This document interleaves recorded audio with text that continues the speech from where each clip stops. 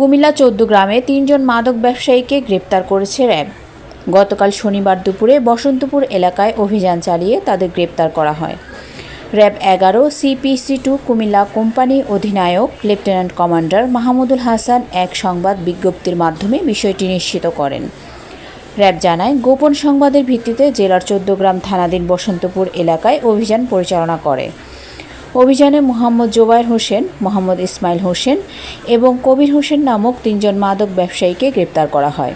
এই সময় আসামিদের হেফাজত হতে ৬৪ কেজি গাঁজা, ৯৬ বোতল ফেনসিডিল ও মাদক পরিবহন কাজে ব্যবহৃত ২টি প্রাইভেট কার উদ্ধার করা হয়। গ্রেপ্তারকৃত আসামিদের থেকে প্রাপ্ত তথ্যের ভিত্তিতে র্যাব আরও জানায়, অভিযুক্তরা দীর্ঘদিন ধরে জব্দকৃত প্রাইভেট কার ২টি ব্যবহার করে কুমিল্লার সীমান্তবর্তী এলাকা হতে মাদকদ্রব্য গাঁজা সংগ্রহ করে কুমিল্লা জেলায় মাদক ব্যবসায়ী ও মাদক সেবীদের নিকট পাইকারি ও খুচরা মূল্যে বিক্রয় করে আসছে। গ্রেপ্তারকৃতদের বিরুদ্ধে আইনানুগ ব্যবস্থা গ্রহণ করা হয়েছে বলেও জানিয়েছে র্যাব। এফএসডিটি সরেন